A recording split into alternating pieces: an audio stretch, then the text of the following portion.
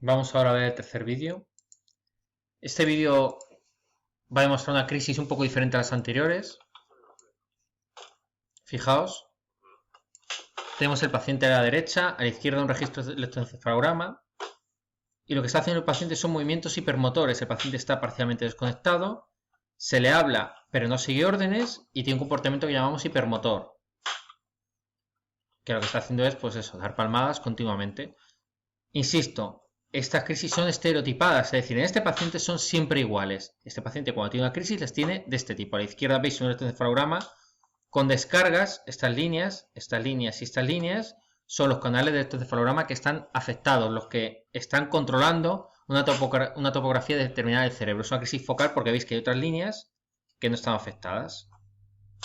Obviamente las crisis parciales complejas siempre son focales, no afectan a todo el cerebro. Si afectaran a todo estaría con una pérdida de conocimiento. Fijaos como no todas las crisis son de pérdida de conocimiento, rigidez y movimientos anormales. No todas son como las películas, para que me entendáis. De hecho, este tipo de crisis, aquellas en las que no hay desconexión, la desconexión es parcial, son las más frecuentes dentro de la epilepsia, no las otras, no las de las películas. Simplemente para que veáis diferentes tipos de crisis y pacientes que podéis encontrar. Hemos hablado de cómo distinguir un síncope de una crisis. Hablamos de antes, que el síncope tiene pródromos típicos de mareo, sudoración, malestar. La crisis epiléptica puede no tener ningún episodio previo, no puede tener ningún síntoma previo, y si lo hubiera, serían las auras típicas de ese paciente, las que siempre son iguales y que son muy peculiares y que los neurólogos y los médicos que están acostumbrados a ver crisis pueden conocer. El aura epigástrica, el déjà vu, todo esto. Hablamos de durante, lo que pasa con los vídeos que mostré. Vamos a hablar ahora del después, son las piezas de ese mapa mental que nos tenemos que hacer. Después del síncope, el paciente está alerta, no tiene confusión y tiene amnesia solo del episodio. Es decir, sabía lo que estaba haciendo antes. Por ejemplo, fui a la cocina a coger un vaso de agua, luego me caí, no sé qué me pasó y me desperté en la cocina y reconocí a mi hijo que estaba ahí y sé que llamó a la ambulancia. Eso significa que no hay confusión posterior. Por lo tanto, hay recuperación completa más o menos inmediata. Si es un paciente mayor, anciano, incluso con un poco de deterioro cognitivo, de demencia, puede tardar más, que tarde unos minutos, que esté un poco confuso, que esté cansado. No implica que no sea un síncope, la recuperación es más o menos inmediata con un lapso de tiempo según las características del paciente.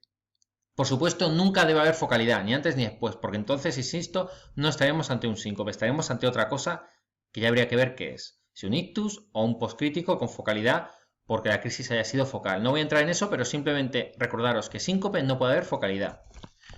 En cuanto a una crisis epiléptica generalizada, el paciente, como sabéis, tiene una confusión posterior, un postcrítico en el cual está confuso, está aletargado, tarda en responder, está lento, está desorientado y puede durar desde segundos a minutos en pacientes con crisis focales frontales, por ejemplo. El paciente que hemos visto que está aplaudiendo continuamente, ese paciente tendría un postcrítico de minutos, no muy alargado. Un paciente con una crisis generalizada de las películas puede durar en torno a 20 minutos, media hora, una hora. Y pacientes ancianos con daño cerebral previo, por ejemplo, un ictus previo, que hace que convulsione en el futuro, es un factor de riesgo, puede durar horas ese postcrítico. Por lo tanto, es variable. Lo que es importante de estos pacientes es ver que se recuperen, ir monitorizando que este paciente se va despertando y va mejorando, no que esté igual. Puede durar muchas horas, no hay que alarmarse, pero sí que hay que echarle un ojo. Y por supuesto también hay amnesia de episodio, pero ojo, también posterior. Es decir, frente al paciente que se cae en la cocina que iba por el vaso de agua, este paciente se va a acordar ya de lo que está pasando cuando está en el hospital.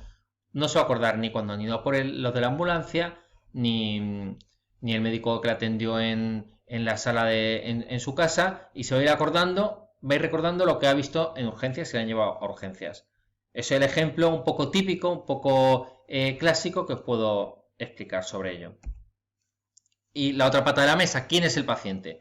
Factores demográficos, episodios que haya tenido previos que nos recuerden o no a crisis. Ojo, porque muchos pacientes que tienen lo que se cataloga como síncope, lo vemos por segunda vez en urgencias, reinterrogamos, decimos, ¿esto te ha pasado una vez antes? Y nos cuenta un episodio igual previamente. Justo esta mañana os puedo contar que yo llevaba el busca de la urgencia por la mañana.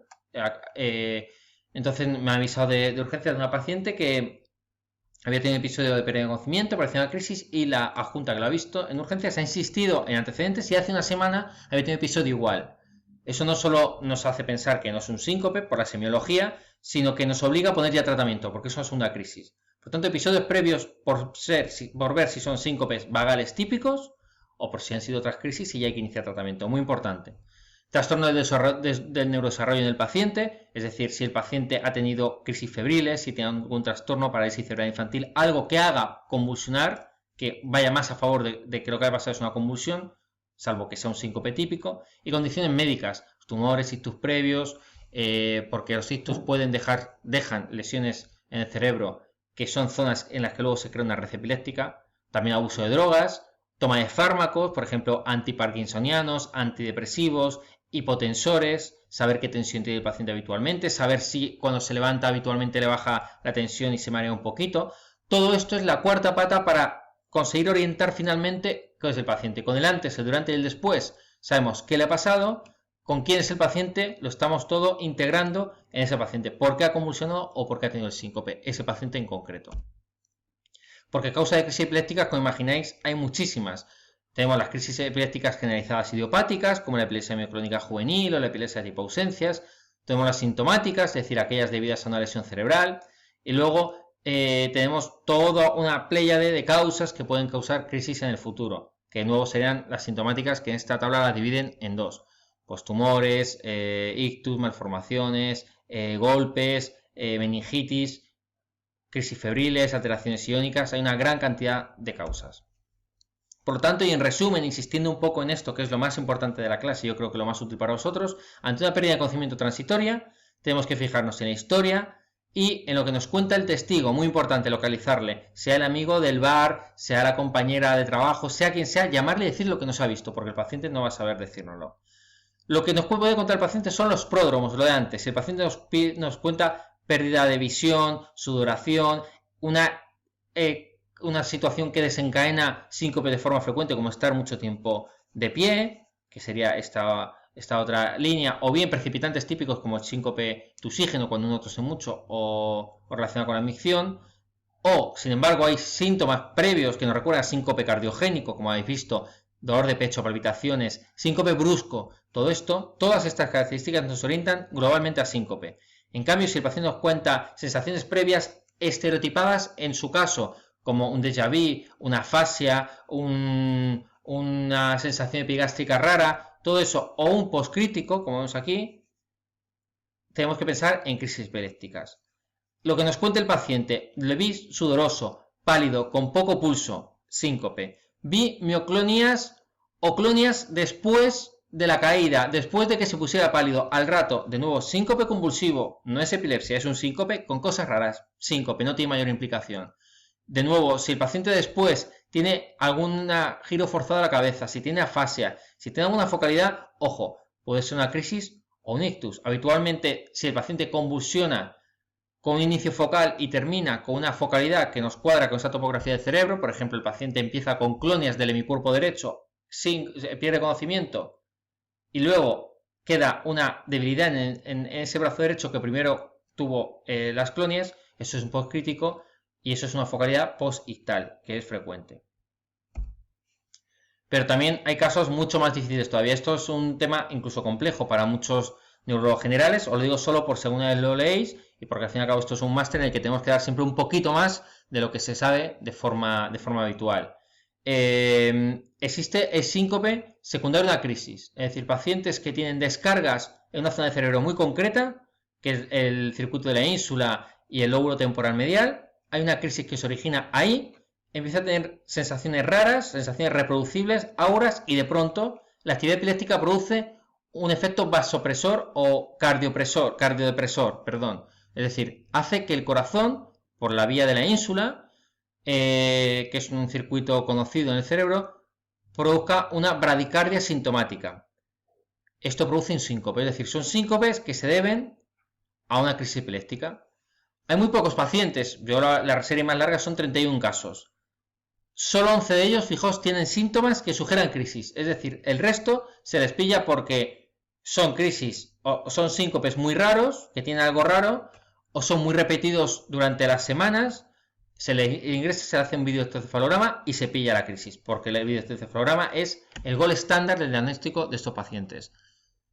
simplemente se llama eso, síncope secundario, asistolia o arritmia ictal, es decir, la arritmia se origina por las crisis. En estos pacientes muchas veces hay, insisto, una aura previa, típicamente de semiología temporal para los neurólogos, de que se origine la crisis, y luego de pronto esa semiología se ve interrumpida por el síncope. Eso nos hace a nosotros pensar que hay algo raro, por ejemplo, sensación epigástrica ascendente y de pronto, ¡pum!, síncope. Eso es raro, porque sabemos que la sensación epigástrica muchas veces es una crisis epiléptica. Y de nuevo, el diagnóstico es por videoencefalograma en hospital de tercer nivel, con unidades de epilepsia con mucha experiencia. Y esto simplemente que sepáis que existe, ¿de acuerdo? De hecho, a mí en consulta una vez algún paciente me ha contado esto, luego ha tenido síncope y siempre me ha mosqueado y le he remitido a un videoencefalograma. Porque no son síncopes per se, porque los pródromos no son los que os he contado, son más raretos, más rarunos. Y luego imaginaos que estamos ante una crisis epiléptica. Bueno, pues uno de los títulos de mi charla, ¿no? No es un síncope, ¿qué hago?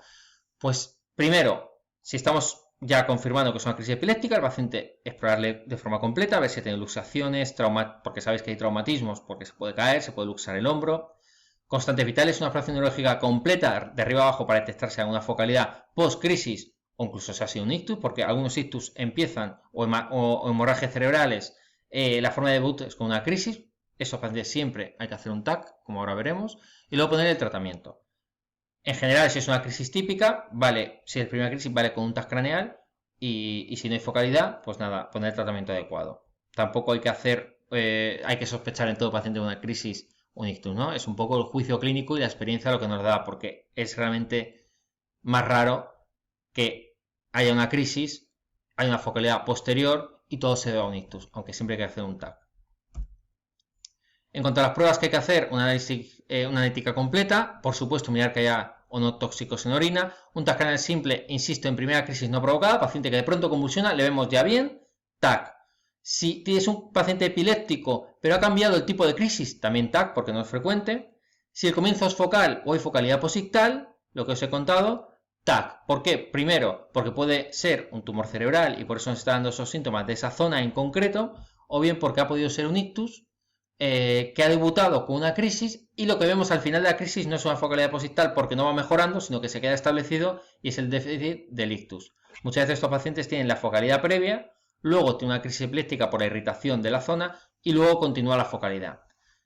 En cualquier caso, ante la duda, como simplemente digo que un TAC simple no descarta un ictus isquémico porque puede ser muy precoz para verlo, si tenéis alguna duda consultéis con el neurólogo de vuestro hospital, aunque seguro que habéis atendido muchas crisis epilépticas y no es tan frecuente ver una focalidad posictal que dure mucho y nos haga dudar. A nosotros en urgencias a veces nos hace dudar alguna crisis rara, pero os digo que en referencia son pocas y siempre me han consultado como es normal y he tenido que hacer un TAC o pensar y darle la cabeza un rato.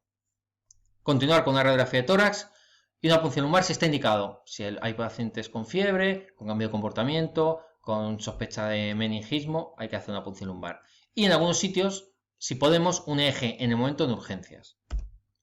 ¿Qué hacemos ante una crisis? Primero mantener la calma y observar. Somos médicos, hemos visto crisis, habéis visto este máster, así que ya sois todos unos expertos. Retirar los objetos cercanos, poner oxígeno, porque los pacientes cuando tienen una crisis se desaturan.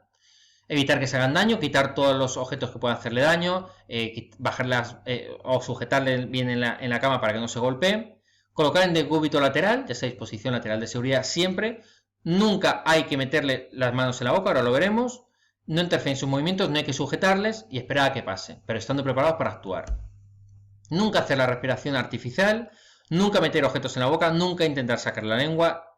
Nosotros lo sabemos, todos somos médicos, pero los familiares no. Hay que insistirles en que no le metan los dedos en la boca, solo ponerle en posición lateral de seguridad. Porque lo peor que puede pasar es que le metamos los dedos y con la rigidez tónica de la mandíbula, pues nos pega un bocado y nos quedemos, que el familiar del paciente se quede sin un dedo.